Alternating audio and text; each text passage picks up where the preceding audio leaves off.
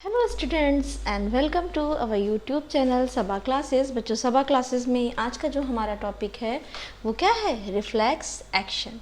Reflex action क्या होता है, इसको समझने के लिए जिन बच्चों ने हमारी पिछली वीडियो देखी है कंट्रोल एंड कोऑर्डिनेशन, बच्चों बस उसी को थोड़ा सा एक्सपैंड करके हम बताने जा रहे हैं और इसमें कुछ नया नहीं है। यह आपकी बुक की नेक्स्ट हेडिंग थी, इसलिए इसको हम आज डिस्क्राइब करने जा रहे हैं।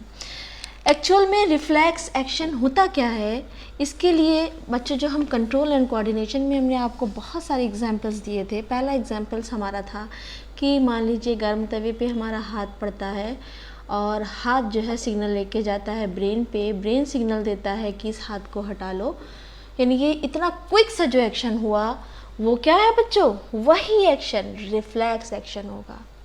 ठीक है, वो जो कंट्रोल एंड कोऑर्डिनेशन में जितने भी एग्जाम्पल हमने आपको दिए थे वो सब किसका, वो क्या थे? वो रिफ्लेक्स एक्शन थे।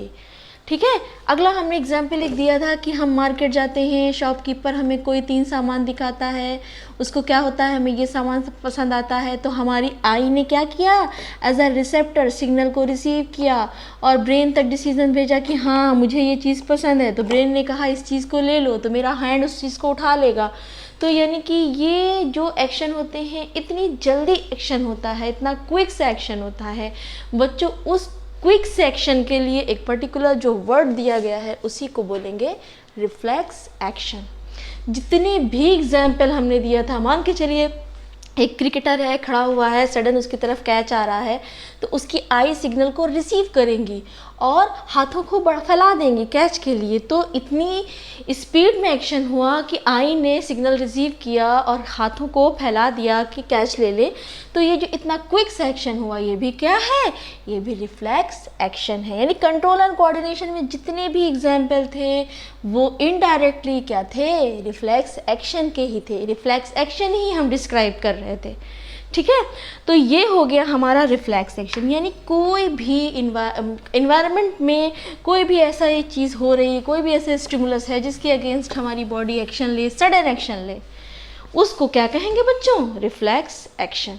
ठीक है, तो जैसे कि रिफ्लेक्स एक्शन क्या है? Reflex action is a sudden change या सडन एक्शन जो हमारा लिया जाएगा वो हमारा क्या होगा?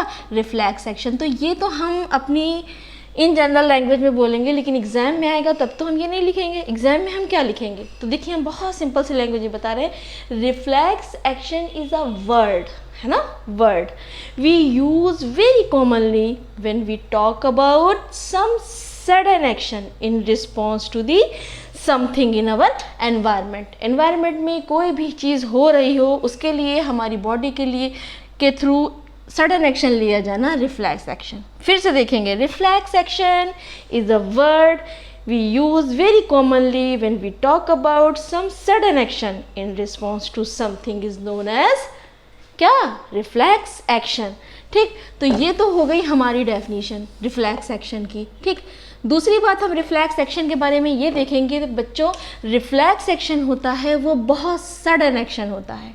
ठीक है, नॉर्मल एक्शन नहीं होता है। हम खाना खाते हैं, चल रहे हैं, एक्सरसाइज कर रहे हैं बच्चों, ये सब नॉर्मल एक्शन है। लेकिन बहुत जल्दी सा मिनटों सेकंडों में, सेकंडों से भी सेकंडों में भी अगर कोई एक्शन लिया जा रहा है तो वो हमारा क्या है? Reflex action. तो इसके लिए हम कहेंगे कि reflex action are completed very quickly as compared to normal action. और तीसरा हम बताएंगे इसके बारे में कि क्या ये जो सेंसरी न्यूरॉन जो है सिग्नल लेकर के गई और फैसला लिया गया कि हाथ को हटा लो, तो ये क्या है? एक पूरा पाथ बन रहा है ना बच्चों। न्यूरॉन जो है सिग्नल को लेके जाएगा, फिर सिग्नल को लेके आएगा, जो ये पूरा रास्ता होगा हमारा वो बच्चों क्या कहलाएगा? ये रास्ता हमारा कहलाएगा रिफ्लेक्स आर्क। ठीक, तो ये 3 चीज़ें हमने देखी रिफ्लेक्स एक्शन के बारे में कि reflex action is a word is very commonly used when we talk about the some sudden action या response in something to the environment.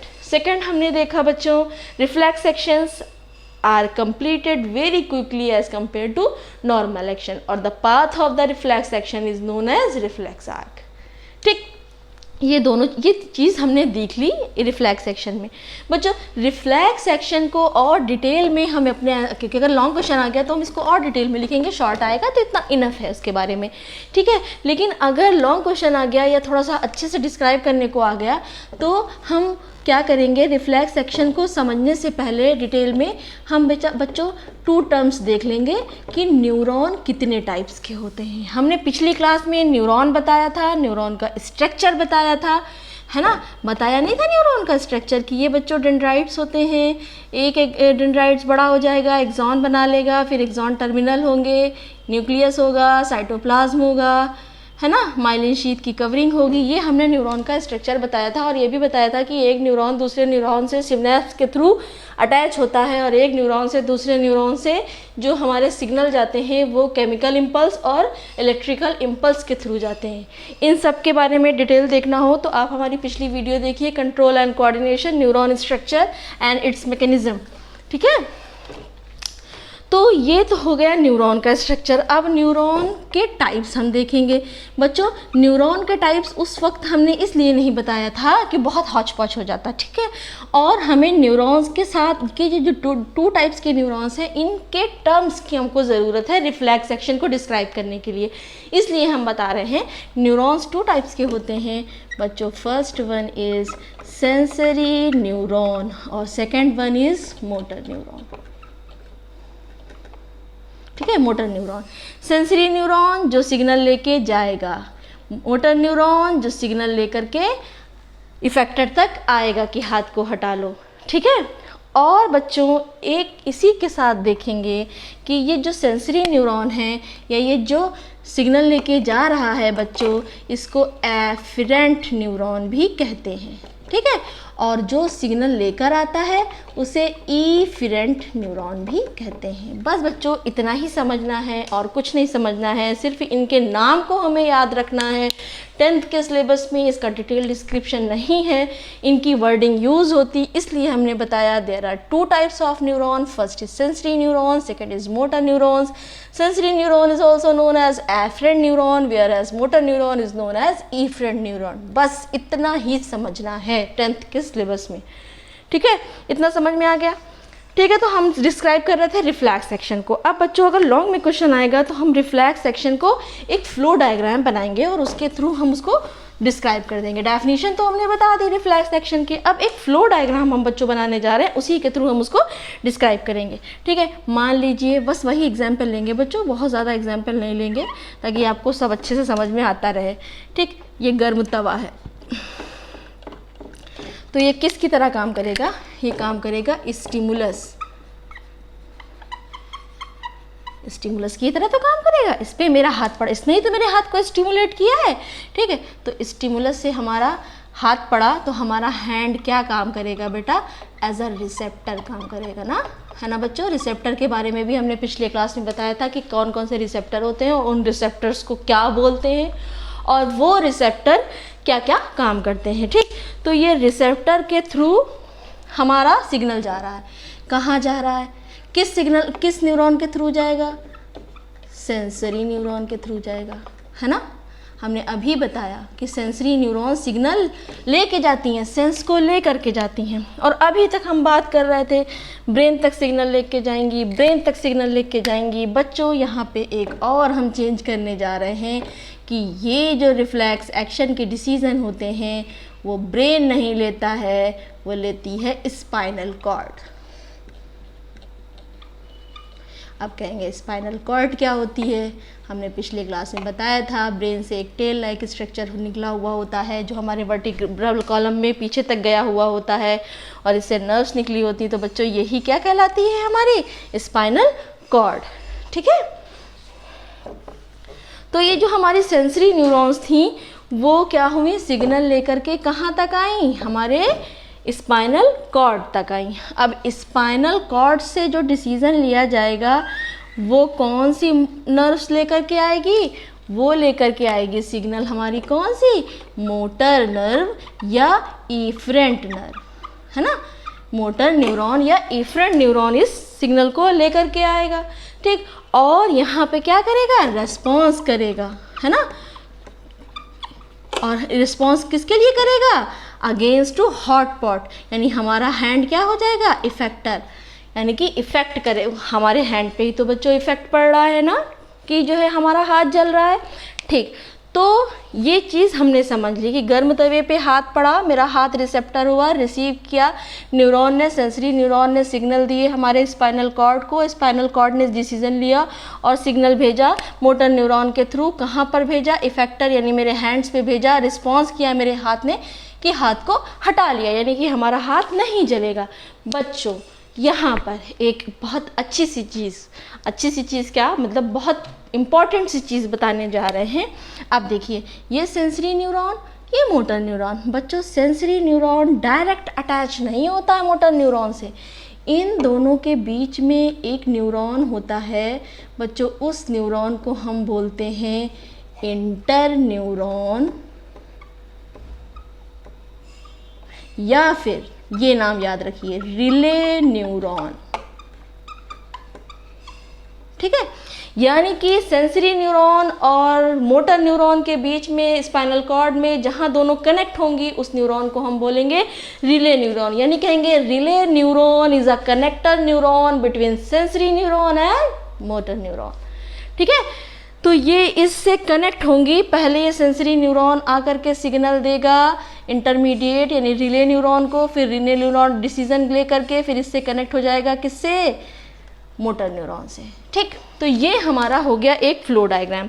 अब बच्चों आप कहेंगे कि हमारे यहाँ पर स्पाइनल कॉर्ड क्यों एक्शन लेता है, स्पाइनल कॉर्ड तक में फैसला क्यों लिया जाता है? अभी तक तो आप बता रही थी कि हमारा जो सिग्नल है वो हमारा जो सेंसरी न्यूरॉन है वो ब्रेन तक सिग्नल लेके जाएंगे, फिर ब्रेन डिसीजन लेगा और रिस्पॉन्स करेगा। ठीक है बच्चों, ब्रेन डिसीजन लेता है, लेकिन ब्रेन वहाँ पर डिसीजन लेता है जहाँ पर सोचने समझने का हो। बच्चों ये एक्शन इतना फास्ट होता है, अगर गर्म तवे पर हम हाथ थोड़ी देर और रखे रहेंगे तो हमारा हाथ जल जाएगा। तो जो इतने क्विक से एक्शन, इतने क्विक से रिस्पॉन्स लिए जाते हैं, वो सारे रिस्पॉन्स स्पाइनल कॉर्ड लेती है, क्योंकि स्पाइनल कॉर्ड में सोचने समझने वाला कोई भी पार्ट नहीं होता है। जबकि हम अगले वीडियो में ब्रेन को पढ़ाएंगे। बच्चों ब्रेन के 3 पार्ट होते हैं, fore brain, mid brain, hind brain, और इसमें इमोशन का, कंट्रोल का, लर्निंग का, डिसीजन का, सबके अलग अलग पार्ट होते हैं। तो अगर कोई रिसेप्टर स्टिमुलस सेंसरी न्यूरॉन हमारे सिग्नल लेकर ब्रेन तक जाएगा तो बच्चों उसको शायद हो सकता है डिसीजन लेने में टाइम लग जाए, तो हमारा हाथ तब तक जल जाएगा। इसलिए इतने जो क्विक एक्शन होते हैं वो स्पाइनल कॉर्ड के थ्रू लिए जाते हैं, ब्रेन के थ्रू नहीं लिए जाते हैं। तो जो इतनी सी चीज़ हमने समझाई, इसी को हम अपनी लैंग्वेज में लिख देंगे और हमारा रिफ्लेक्स एक्शन का आंसर तैयार हो जाएगा। तो हमने कुछ भी नहीं कहा, जो भी कहा बस उसी को हम लिखते चले जाएंगे। फर्स्टली, यहाँ से देखिएगा बच्चों, firstly it begins with the receptor detecting the stimulus और sudden change in environment. Receptor stimulus में, स्टिमुलस के थ्रू सडन चेंज हो रहा है उसको रिसीव करेगा। ठीक, यहाँ पर हमारा हैंड स्टिमुलस रिसीव करेगा। फिर क्या होगा? इस stimulus received by sensory neurons, sensory neuron के द्वारा रिसेप्टर सेंसरी ऑर्गन द्वारा रिसीव किया जाएगा। फिर वो सेंसरी न्यूरॉन के थ्रू कहाँ जाएगा बच्चों? Then the sensory neuron send to the signal to relay neuron, relay neuron को सिग्नल भेज देगा। फिर बच्चों इसके आगे हम क्या लिखेंगे? फिर this relay neuron sending to the signal to motor neuron, motor neuron को सिग्नल भेज देगा। फिर मोटर न्यूरॉन क्या करेगा बच्चों? Further this motor neuron send to the signal to effector, यानी हमारे हाथ को सिग्नल देगा कि अपने हाथ को हटा लो, है ना। बस यही पॉइंट हम लिख देंगे और हमारा रिफ्लेक्स एक्शन की पूरी बात हो जाएगी। और अगर आप लिखना चाहें तो ये भी लिख सकते हैं कि this effector produce an instantaneous response, यानी कि अपने हाथ को हटा लेता है। और एक चीज़ और लिख सकते हैं कि in a reflex action the signal do not route to the brain, instead it is directed by the synapse through relay neurons, यानी कि इसमें जितने भी डिसीजन होते हैं वो स्पाइनल कॉर्ड के थ्रू होते हैं, ब्रेन के थ्रू नहीं होते हैं।